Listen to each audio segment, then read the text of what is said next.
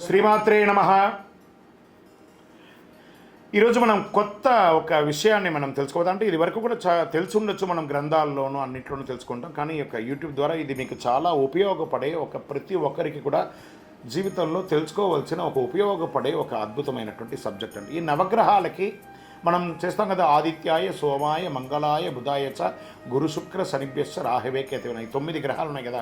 ఈ 9 గ్రహాలు ఎవరు, వాళ్ళ తల్లిదండ్రులు ఎవరు, వాళ్ళ నక్షత్రాలు ఏంటి, వాళ్ళ యొక్క రాశి ఏంటి, వాళ్ళ వర్ణం ఏంటి, వాళ్ళ వాహనం ఏంటి, వాళ్ళకి ఇచ్చే నైవేద్యం ఏంటి, వారికి అధిపతిగా ఉన్నటువంటి నక్షత్రాలు ఏంటి, వాటి గురించి మనము ఇప్పుడు తెలుసుకోబోతున్నాం. ఇప్పుడు ఆదిత్యుడు, సూర్యుడు, గ్రహాల్లోని మొదటివాడు సూర్యుడుగా చెప్పచ్చు. ఇతను కశ్యపుని యొక్క కుమారుడు సూర్యుడు, భార్య అదితి, అందుకే ఆదిత్యుడు అని పిలుస్తుంటారనమాట. సప్తాశ్వాలతో ఉన్న రథం అతని యొక్క వాహనం. సప్త అశ్వాలు 7 చక్రాలకు ప్రతీకలు. మూలాధారం, స్వాధిష్టానం, మణిపూరకం, అనాహతం, విశుద్ధి, అగ్నచక్రం, సహస్రారం, వీటన్నిటికీ అధిపతిగా ఆయన కూర్చుంటారు. ఈయన ద్వారా ఎలా ఉంటుందంటే వివాహ పరిబంధన దోషం, పుత్రదోషం, పుత్ర పరిబంధన దోషం, విద్యా పరిబంధన దోషం, ఉద్యోగ పరిబంధన దోషం, సూర్యదోషం మొదలైన దోషాలతో బాధపడేవారు సూర్యుని పూజించడం వలన అద్భుతమైనటువంటి ఫలితాలు పొందుతారు. సింహరాశికి అధిష్టాన దేవతలు సూర్యుడు. నవగ్రహాల్లో మధ్యస్థానం ఆదిత్యుడిది. అధిదేవత అగ్ని, ప్రత్యధి దేవత దేవేంద్రుడు. ఆదిత్యుడు ఎరుపు వర్ణంలో ఉంటాడు. ఇష్టమైనటువంటి ధాన్యం గోధుమ, పుష్పం తామర, వస్త్రం ఎర్రని రంగు గల వస్త్రము, జాతిరాయి కెంపు. నైవేద్యం ఈయనకి పెట్టేది గోధుమలు, రవ చక్కెర పొంగలి. ఆదివారం నాడు విశేషమైనటువంటి పవర్తో కూడినటువంటి యొక్క సూర్య భగవానుని కొలవండి. ఇవన్నీ తెలుసుకున్నామా, తెలియట్లేదా తెలియదు. రోజు లేచి మనకు ప్రత్యక్ష దైవంగా కనబడుతున్నటువంటి ఆ సూర్య భగవానుడికి ఎదురుగుండా పోయి నిలబడి దండం పెట్టండి. ఆయన దేవుడిగా పూజించండి. ఇంకా మీకు సైన్స్ పరంగా చెప్తున్నాం, మీకు డి విటమిన్ లేదా శరీరంలో ఏ లోపం ఉన్నా ఆ సూర్య రశ్మి తగలడం వల్ల, అది కూడా ఎప్పుడు బాలార్క ఉదయించే సూర్యుడు మన శరీరంలో తగిలితే మన శరీరంలో ఉన్నటువంటి వ్యర్థాలన్నీ తొలగి చెమట రూపంలో బయటకు వచ్చి ఆరోగ్యవంతులుగా ఉంటారట. విజయవస్తు. చంద్రుడు చాలా అందమైనటువంటి వాడు. మనమందరూ కూడా చందమామ అనుకుంటాం, చూసారా? అలా దాన్ని మనం అందరం కూడా చెప్తుంటాం, చాలా అందంగా ఉంటాడని వర్ణిస్తుంటారు కదా. వర్ణల కంటే మిన్నగా చంద్రుడు చాలా అందమైన వాడు. 10 తెల్లటి గుర్రాలతో ఉన్న రథాన్ని అధిరోహిస్తాడు. నిషాధిపతి, రాత్రికి రాజు. నిషం అంటే రాత్రి కదా, అలా. శుపరక, రాత్రిని కాంతివంతం చేసేవాడు అని పేరు కూడా అతని కలదు. 27 నక్షత్రాలను సూచించినట్టు 27 మంది భార్యను కలిగి ఉన్నాడు. తండ్రి సోమ, తల్లి తారక. అనారోగ్యంతో బాధపడుతూ ఉన్న తల్లి చర్మ వ్యాధులు మొదలైన సమస్య కలవారు చంద్రుని పూజించడం వలన సంపూర్ణ ఫలితం పొందుతారు. డెర్మటాలజిస్ట్ ఉంటుంది కదా, ఇలాంటి చర్మ వ్యాధులు, ఎన్నో రకాలైనటువంటి చర్మ వ్యాధులు కంటే కూడా చంద్రుడు అద్భుతమైనటువంటి హీలర్. ఆ మంచి వెన్నెలలో ఒక 10 నిమిషాలు నిలబడండి. మళ్ళీ అక్కడ కూడా ఫోన్ పెట్టుకోకూడదు. ఆయన చంద్రుడు ఇవ్వాలన్నా కూడా ఆ రేడియేషన్ మిమ్మల్ని ఆపేస్తుంది ఆ ఫోన్ ద్వారా. అలా చూసుకోండి. అనారోగ్యంతో బాడుతున్న తల్లి, చర్మ వ్యాధులు మొదలైన సమస్యలు కలవారు అద్భుతమైనటువంటి ఉంటుంది. కర్కాటక రాశికి అధిపతి చంద్రుడు. తూర్పు దక్షిణ అభిముఖుడై ఉంటాడు. అధిదేవత నీరు, ప్రత్యధి దేవత గౌరీ. వర్ణం తెలుపు, ధాన్యం బియ్యం వడ్లు, పుష్పం తెల్లని తామర, వస్త్రం తెల్లని వస్త్రం, జాతిరత్నం ముత్యం. నైవేద్యం స్వామివారికి పెరుగు అన్నం, పాల అన్నం. చాలా విశేషం అన్నమాట. ఎవరెవరికి ఆరోగ్యం కావాలో వాళ్ళందరూ కూడా చంద్రుడిని దర్శనం చేసుకోండి. ఎంత అద్భుతం కదా. విజయోస్తు. అంగారకుడు, మంగళ అని అంటారు. అంగారకుడు ఎర్రని వర్ణం కలవాడు. ఇతను భూదేవి కుమారుడు. మేష వృశ్చిక రాశులకు అధిపతి. దక్షిణాభిముఖుడు. రుచక మహాపురుష యోగ విద్యను బోధిస్తాడు. తమోగుణవంతుడు. భార్యా పిల్లలు అన్నదమ్ముల వల్ల సమస్య ఉండేవారు. స్నేహితులతో శత్రుత్వం, సంపద కోల్పోయిన వారు మంగళదేవుని అంగారకుని పూజించడం వలన సత్ఫలితాలను పొందుతారు. పుత్రులు లేకుండా వివాహం ఆటంకం ఉన్న వాళ్ళు, పుత్ర సంతానం లేని వాళ్ళు కూడా ఈ స్వామివారిని ప్రార్థిస్తే తప్పకుండా నెరవేరుతుంది. ఈయనకు అధిదేవత భూదేవి, ప్రత్యధి దేవత క్షేత్రపాలకుడు. వర్ణం ఎరుపు, ధాన్యం కందులు, పుష్పం సంపంగి మరియు తామర, వస్త్రం ఎరుపు రంగు వస్త్రము, జాతిరత్నం ఎర్రని పగడం, నైవేద్యం కందిపప్పుతో కూడిన అన్నం.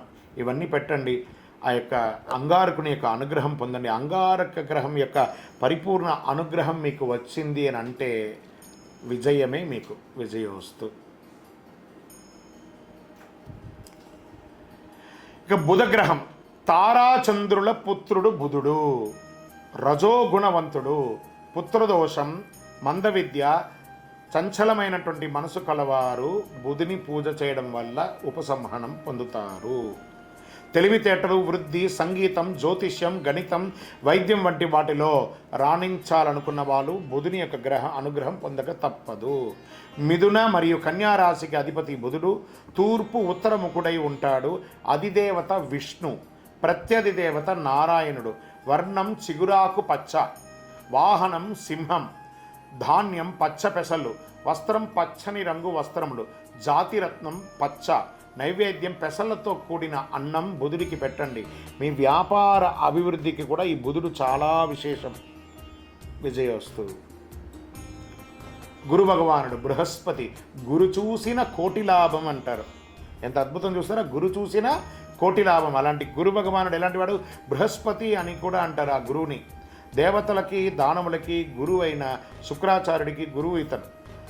సత్వగుణ సంపన్నుడు, పసుపు పచ్చ బంగారు వర్ణంలో ఉంటాడు. పేరు ప్రఖ్యాతలు, సంపద, తోడబుట్టిన వారి క్షేమం కొరకు, విద్య అభ్యసించడానికి కొరకు గురువుని పూజించాలి. ధనుర్రాశి మీనరాశికి అధిపతి ఉత్తరముఖుడై ఉంటాడు. అధిదేవత ఈయనకి బ్రహ్మ, ప్రత్యధి దేవత ఇంద్రుడు.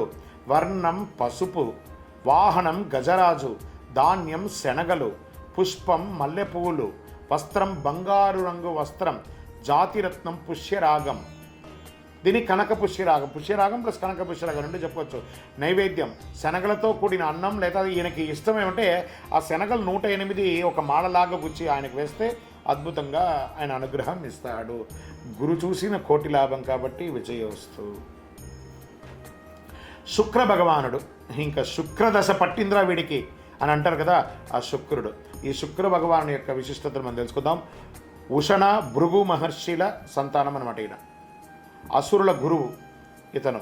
రజోగుణ సంపన్నుడు, ధవళవర్ణం, తోమధ్య వయస్కుడిగా ఉంటాడు. ఒంటె, గుర్రము, ముసలి వాహనంగా కలిగి ఉంటాడు. అనుకోని పరిస్థితుల వల్ల కుటుంబాన్ని విడిపోవడం లేదా తగాదాలు రావడం, బాగా కలిసి రాకుండా ఉండడం, మధ్యలో శత్రుత్వం కలగడం, విపత్కర పరిస్థితులు, ఐశ్వర్యం కావాలనుకున్న వాళ్ళు, వివాహంలో భార్యాభర్తల సఖ్యత లేకుండా ఉన్న వాళ్ళందరూ కూడా ఈ శుక్రుని పూజిస్తే తప్పకుండా అనుగ్రహం పొందుతారు. మంచి అవకాశం ఉంటుంది. ఈయనకి వృషభ తులారాశులకు అధిపతి అనమాట ఈయన. అధిదేవత ఇంద్రుడు. వర్ణం తెలుపు, వాహనం మొసలి, ధాన్యం బొబ్బర్లు, పుష్పం తెల్లని తామర, వస్త్రం తెల్లని వస్త్రం, జాతిరత్నం వజ్రం. నైవేద్యం బొబ్బర్లతో కూడిన అన్నం పెట్టండి. విజయాన్ని పొందండి. ఇంకా శని భగవానుడు, శని ఈశ్వరుడు. శని అనకూడదట వారిని. శని ఈశ్వర శబ్దం కలిగిన వాడు. ప్రపంచంలో ఈశ్వర శబ్దం కలిగిన వాడు ఈయన ఒకడే. మనం ఈశ్వర అంటాం కదా, అలా ఈయన కూడా శని ఈశ్వర శబ్దం కలిగిన వాడు. ఛాయాదేవి సూర్య భగవాను యొక్క పుత్రుడు శని భగవానుడు. నల్లని వర్ణంతో, నలుపు వస్త్రాధారణతో, కాకి వాహనంగా కలిగి ఉంటారు. వీరికి ఇంకొక వస్త్రం ఉంటుంది. నీలాంబర సభాభాసం రవిపుత్రం యమాగ్రజం ఛాయామార్తాండ సంభూతం తన్నమామి శనేశ్వరం. నీల వస్త్రం కూడా ఆయనకు ఉంది. శనిదేవుని అందరూ తిడుతూ ఉంటారు. పాప నాకు శని పెట్టాడు, వాడికి అర్ధాష్టమ శని, నాకు 7.5 శని, నాకు కంఠ శని, నాకు జన్మ శని. శని అనకూడదు, శని ఈశ్వరుడు. ఆయననే మనల్ని మనిషిగా మారుస్తున్నాడు, మనలో చాలా అద్భుతాలను కలిగిస్తున్నాడు. శనిదేవుని అందరూ తిడుతూ ఉండకండి, ఆయన ప్రార్థన చేయండి. బాధలు పెడుతున్నాడని కాదు, మనలో నేను ట్యూన్ చేస్తున్నాడు. శని మనల్ని ఎంతో కష్టాల నుంచి బయట కట్టిస్తున్నాడు, ఎంతో మంచి ఫలితాన్ని ఇస్తున్నాడు. కుంభ మకర రాశులకు అధిపతి, పడమటి వైపు ముఖం ఉన్నవాడుగా ఉంటాడు. అధిదేవత యముడు, ప్రత్యధిదేవత ప్రజాపతి. వర్ణం నలుపు, ధాన్యం నల్ల నువ్వులు, పుష్పం నల్లని తామర, వస్త్రం నల్లని వస్త్రం, జాతిరత్నం నీలం. నైవేద్యం నల్ల నువ్వులతో కలిసిన అన్నము, బెల్లం ముక్క. అందరూ కూడా శని భగవానికి ఏం చేస్తారంటే, మేము నూనె పోస్తామని చెప్పి తీసుకుపోయి ఆయన నెత్తి మీద పోస్తారు. నెత్తి మీద పోసి ఇబ్బంది పెట్టకండి. ఆ యొక్క పాదాలకు కొంచెం ఒక చుక్క నూనె పోయాలి. మళ్ళీ వెంటనే శని భగవాన్ని ప్రార్థన చేస్తే కాలు కడుక్కోవాలండి, లేదా తల మీద స్నానం చేయాలండి అనే ఒక పుకారు ఉంది. దాన్ని నమ్మకండి. అలా ఏ శాస్త్రం చెప్పలేదు. ఏ దేవుడైనా నన్ను మొక్కిన తర్వాత కాలు కడుక్కో అప్పుడే నీకు మంచి జరుగుతుందని చెప్తాడా? మరి అలాంటప్పుడు దేవాలయంలో ఆ నవగ్రహాలు పెట్టి శని భగవానుడికి నూనె పోయమంటారా? ఆ దేవుడికి కాలు కడుక్కోవాలంటే ఆ దేవుడు గుళ్ళోనే ఉండకూడదు కదా. అలా కాదట. మనం తెలుసో తెలియక నూనె పోస్తుంటాం కదా, ఆ నూనె ఎంత కానీ ఆ ఫ్లోర్ మీద వచ్చి ఉంటుంది కదా, మీరు దాన్ని తొక్కి గుడి అంతా ప్రదక్షిణం చేస్తే చిన్నపిల్లలు పెద్దవాళ్ళు జారి కింద పడతారు. కాబట్టి ఆ నూనె పోసిన తర్వాత కాస్త కాలు కడుక్కోండి, మీ నూనె ఎంత పోతుందని చెప్పారు. కానీ ఈ శని పట్టేసుకుంటుందని ఒక ప్రాబల్యం ఉంది, దాన్ని మర్చిపోండి. శని ఈశ్వర శబ్దం కలిగిన వాడు. ఆయన ఎంత తీసుకుంటే 1000 రెట్లు తిరిగి ఇచ్చే ఏకైక దేవుడి ప్రపంచంలో ఎవరైనా ఉన్నాడంటే శని భగవానుడే. వారిని ప్రార్థన చేయండి. నవగ్రహాలకి తిరిగి ఎప్పుడు కూడా ప్రదక్షిణాలు చేసిన తర్వాత కాలు కడుక్కోవడం, తలస్నానం చేయడం అనే యొక్క ఎవరైనా తప్పుగా చెప్తే అది నమ్మకండి, అది అసత్యం. తర్వాత గ్రహం రాహు, సూర్య చంద్ర గ్రహణాలకు కారకుడుగా చెప్పబడేవాడు రాహు. ఒక పాము రూపంలో వర్ణిస్తారు. ఒక కత్తిని ఆయుధంగా చేసుకొని 8 నల్లని గుర్రాలను అధిరోహిస్తూ ఉంటాడు. పుత్రదోషం, మానసిక రోగాలు, కుష్టు లేదా చర్మానికి విపరీతమైనటువంటిది, వెన్నెముకకు సంబంధించినటువంటి బోన్కు సంబంధించిన వ్యాధులు, తర్వాత మైగ్రేన్స్ ఇవన్నీ రావడం అంతా కూడా రాహుగ్రహ దోషమే. కాబట్టి రాహు ప్రభావాలే కాబట్టి ఇవన్నీ కూడా ప్రార్థన చేసుకోవాలి. ఈయన ఎక్కడ ఉంటాడు? పడమర దిక్కున దక్షిణాభిముఖుడై ఉంటాడు. అధిదేవత దుర్గా, ప్రత్యధి దేవత పాము, సర్పం అంటారు కదా. వర్ణం నలుపు, వాహనం నలుపు, నల్లండి సింహం, ధాన్యం మినుములు. ఈయనకి ఇష్టమైనటువంటి పుష్పం అడవి మందారం, జాతిరత్నం గోమేదకం, వస్త్రం నల్లటి వస్త్రం, తర్వాత కాఫీ రంగు వస్త్రం కూడా ఈయనకి కలిసి వస్తుంది. నైవేద్యం మినుగులతో కూడిన అన్నం. ఇవన్నీ చేయడం వల్ల రాహుదోషం పోతుంది. పుత్ర సంతానానికి కూడా చాలా విశేషమైనటువంటి అనుగ్రహం ఇచ్చే రాహుగ్రహాన్ని పూజించండి. విజయోస్తు. ఆఖరి గ్రహం కేతు. ఈ కేతు గ్రహం వచ్చిందంటే నాకు ఆరోగ్యం దెబ్బతింటుందేమో, నాకు యాక్సిడెంట్స్ అవుతుందేమో, నా ఇబ్బందులన్నీ వస్తాయేమో, అవన్నీ ఒక పక్కన ఉన్న ఆయన ఎలాంటి వాడు, ఎలాంటి అనుగ్రహాలు ఇస్తారో కూడా చూద్దాం. ఇప్పుడు కేతు భార్య వచ్చి చిత్రలేఖ.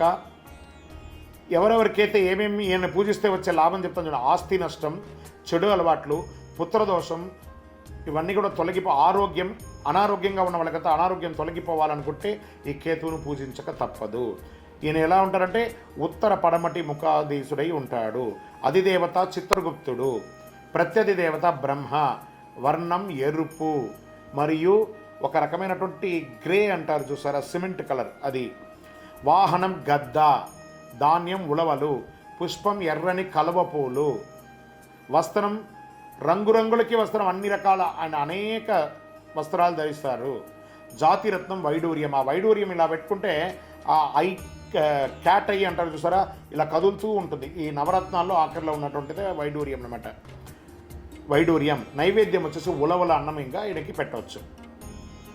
ఇంత అద్భుతమైనటువంటి ఈ నవగ్రహ విశేషాలను తెలుసుకున్న ప్రతి ఒక్కరు కూడా ఆయురారోగ్య ఐశ్వర్యాలతో ఉండాలని ఆ అఖిలాండ కోటి బ్రహ్మాండ నాయకుడు శ్రీ ధర్మశాస్త్ర అయ్యప్ప స్వామి వారిని ప్రార్థన చేసుకుంటున్నాం. తిరుపతికి వచ్చినప్పుడు మన దేవాలయాన్ని తప్పకుండా దర్శనం చేసుకోండి. విజయోస్తు.